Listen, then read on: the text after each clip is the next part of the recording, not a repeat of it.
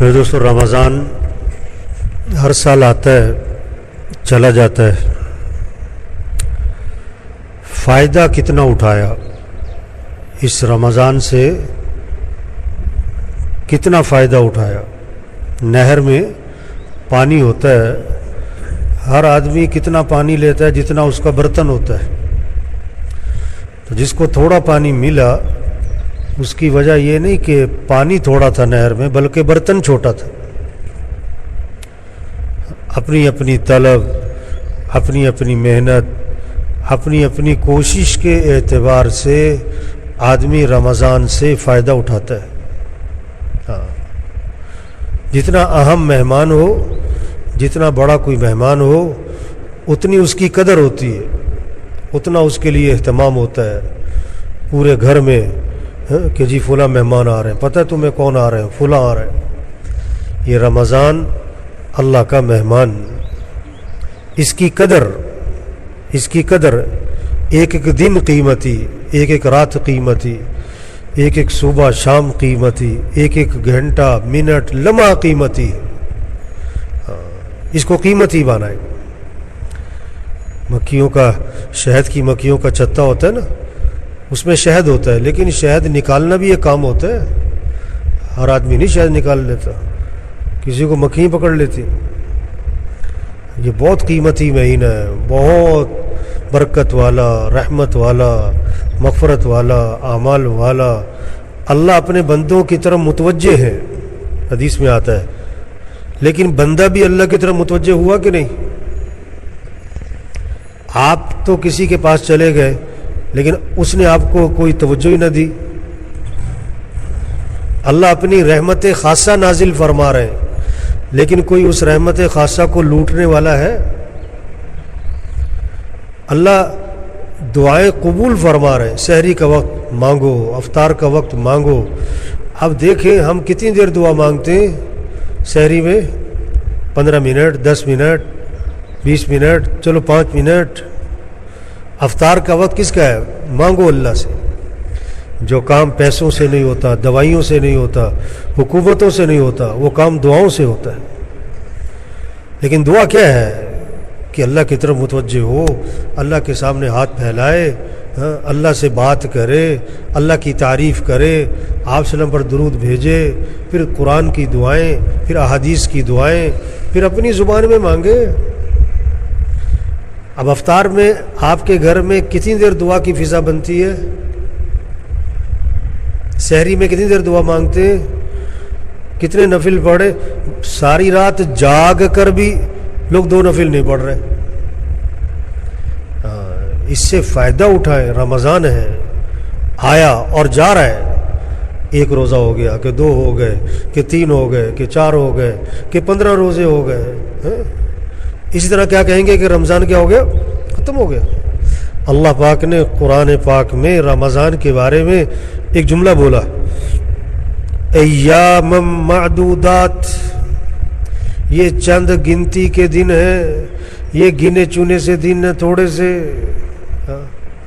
اور یہ کتنی برکت والا مہینہ اور کتنی رحمت والا مہینہ اور کتنے اجر اور ثواب اور فضائل والا مہینہ کہ ایک حدیث میں آتا ہے، آپ صلی اللہ علیہ وسلم نے فرمایا اگر لوگوں کو پتہ لگ جائے کہ یہ رمضان کی کیا قدر ہے، کیا فضائل ہیں، کیا اجر ہے، تو لوگ تمنا کریں گے کہ پورا سال ہی رمضان رہا کرے.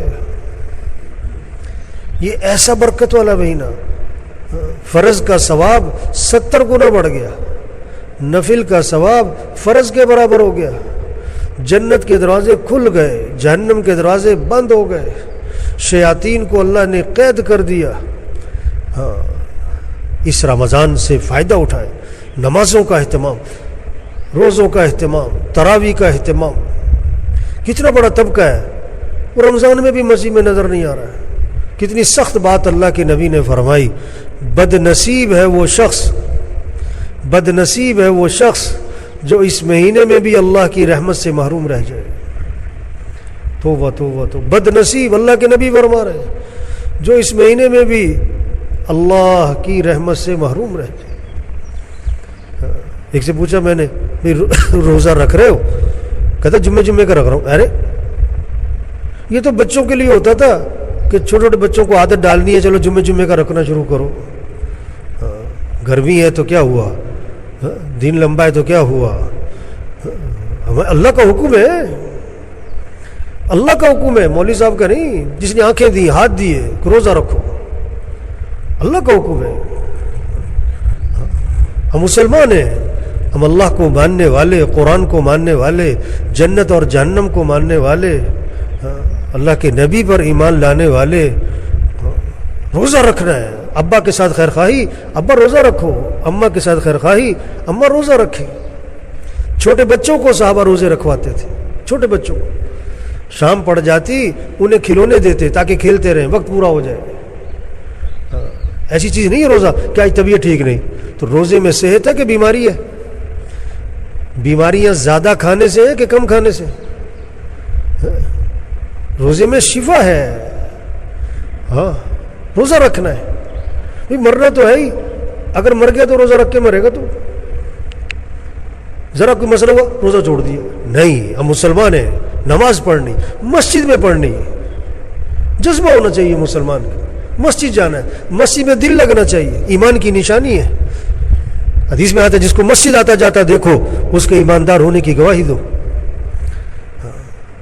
آپ صلی اللہ علیہ وسلم نے فرمایا جو مسجد سے محبت کرتا ہے اللہ بھی اس سے محبت فرماتے ہیں۔ یہ ہے رمضان کی قدر، مسجد، نماز، روزہ، تراویح، اللہ کے سامنے کھڑے ہو۔ حدیث میں آتا ہے اللہ رمضان میں فرشتوں کے سامنے فخر فرماتے ہیں اپنے بندوں پر، دیکھو میرا بندہ سارا دن روزہ رکھتا ہے، رات تراویح پڑھتا ہے، میرے سامنے کھڑا ہوتا ہے، قیام ہے، رکوع ہے، سجدہ ہے۔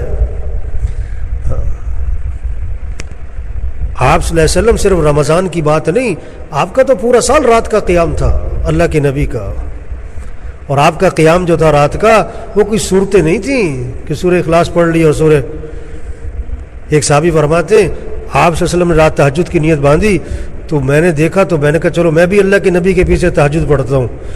آپ نے سورہ بقرہ شروع فرمائی، سورہ بقرہ ختم ہوئی سورہ آل عمران، سورہ آل عمران ختم ہوئی سورہ نساء، اللہ کے نبی 5 سپارے، 5.25 سپارے ایک رکعت میں، ہاں، پھر لمبا رکوع، پھر لمبا سجدہ۔ حضرت عائشہ فرماتی ہیں آپ صلی اللہ علیہ وسلم رات کو 4 رکعت کی نیت باندھتے، اور پوچھی مت کہ وہ آپ کی 4 رکعتیں کتنی خوبصورت ہوتی تھی اور کتنی لمبی ہوتی تھی۔ فلا تسأل عن حسنہن وطولہن، پوچھ مت کیسی خوبصورت نماز ہوتی تھی آپ کی اور کتنی لمبی ہوتی تھی۔ ثم یصلی 4، پھر 4 رکعت کی نیت باندھتے۔ فلا تسأل عن حسنہن وطولہن، پوچھی مت کیسی خوبصورت اور کتنی لمبی ہوتی تھی۔ حضرت عائشہ رضی اللہ عنہا فرماتی ہے آپ صلی اللہ علیہ وسلم کی تہجد، اس کا جو سجدہ تھا، سجدہ وہ 50 آیات کی مقدار کا تھا، 50 آیات کی مقدار کا ایک سجدہ۔ ہمارا سجدہ کہاں تک جاتا ہے؟ 3 تسبیح، بہت زور لگا تو 5، بہت زور لگایا تو 7۔ اللہ سے تعلق ہو، اللہ سے محبت ہو تو لمبا قیام ہوگا، لمبا رکوع ہوگا، لمبا سجدہ ہوگا، سجدے کی تسبیح کبھی